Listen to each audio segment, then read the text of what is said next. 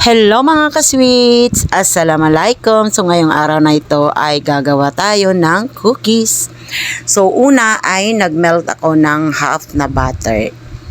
And then, yun. So pagka na-melt mo na yung butter, hayaan mo lang siyang lumamig. Huwag mong i-mix agad yung ibang ingredients pagka mainit kasi alam nyo na maluluto na yung inyong egg yolks. So dapat kasi ang gagamitin dito ay whole egg. So since naubusan ako ng egg, so ginamit ko na lang yung mga tinatabi kong egg yolks. So dapat sana kasi is ginagamit ko yan sa paggawa ng custard, yung custard cake yun.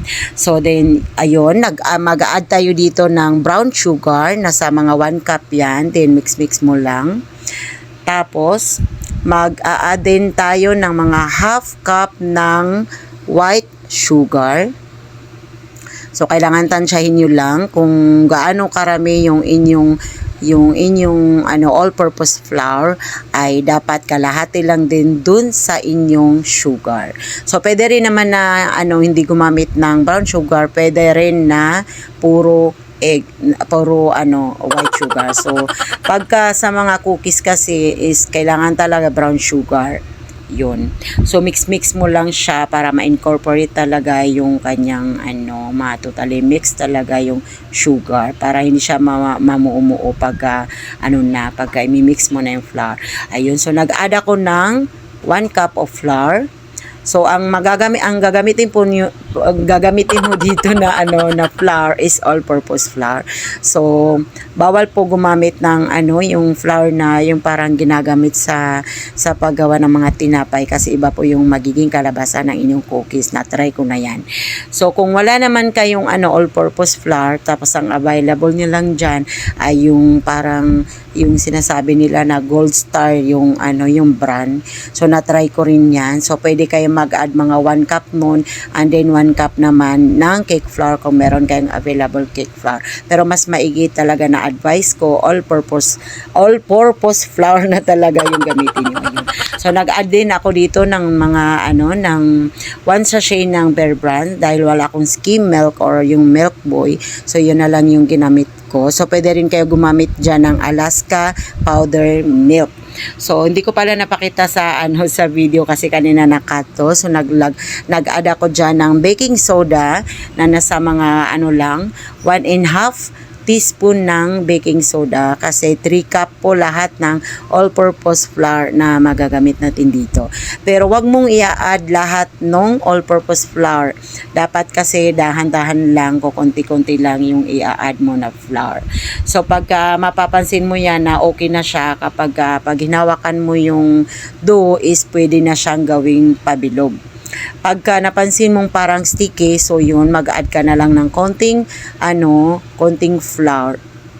Pero wag mong masyadong dadamihan kasi baka naman baka masira yung inyong cookies. Yun, so nag-add din ako dito ng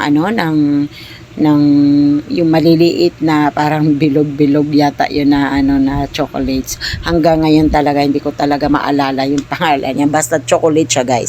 Na ang brand niyan is Beryl's. So pinaka the best po talaga na chocolate na hinahalo sa mga cookies or sa mga cakes ay Beryl's po na brand. So medyo may pagka mapait siya pero okay naman po yung kinakalabasan.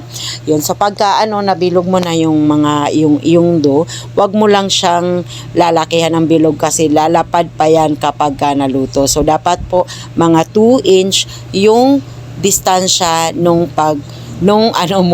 dough, yung mga bilog-bilog na yan, dapat nasa 2 inch po yung distansya niya para pagka naluto po yung inyong cookies, hindi po siya magdidikit-dikit. Yun.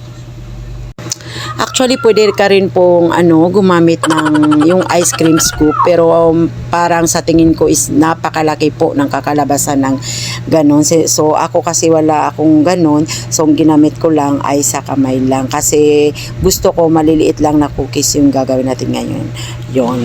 So kapag i-bake mo na siya, dapat nasa 130 degrees Celsius yung init ng iyong oven. Pero depende pa rin po guys sa klase ng oven natin. So yung oven ko kasi ay brand niya ay Kiowa.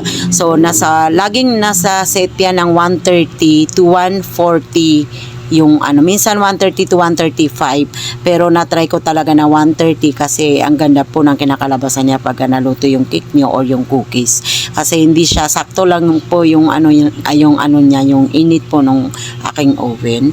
So yun, so dapat pagka na ano na, pagka mainit na yung oven mo, sakan mo na isa lang yung iyong cookies. So dapat nasa mga 15 to 20 minutes yung tagal ng cookies. So pagka naluto yun, kailangan tanggalin mo na siya agad sa oven, tapos saka mo na siya, pabayaan mo na siya sa labas para lumamig kasi ano, kusang titigas din yan ng konti kasi pagka iniwan mo siya sa loob ng oven tapos sumobra yung oras mo, ang mangyayari po sa inyong cookies ay sobrang tigas po, lalo na pagka lumamig na yung cookies nyo. Yun po yung minsan may malalasahan ka na cookies na sobrang tigas kasi yun po yung minsan parang siguro nakalimutan nung yung baker, nakalimutan niyang tanggalin sa kanyang oven. So ang resulta po nun guys ay matigas po talaga yung inyong cookies.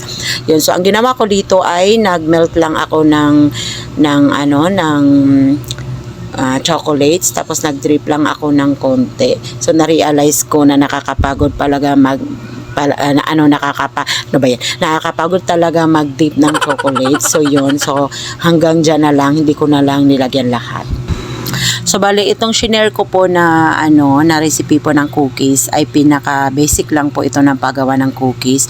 So pwede rin po kayong mag-add ng ibang mga flavor kagaya ng matcha flavor, ng red velvet, or ng iba pang mga flavor na gusto nyong i-add. So hanggang dito na lang, sana ay may natutunan ka sa aking video tutorial ngayon. So yun, so sa hindi pa po nakaka-subscribe ng aking YouTube channel, please do subscribe Home Baker, the Joma Sweets owner. Yun, so pakiclick na lang po yung notification bell dyan sa baba at pakiclick all na din po para po maging updated ka palagi sa aking mga susunod na video.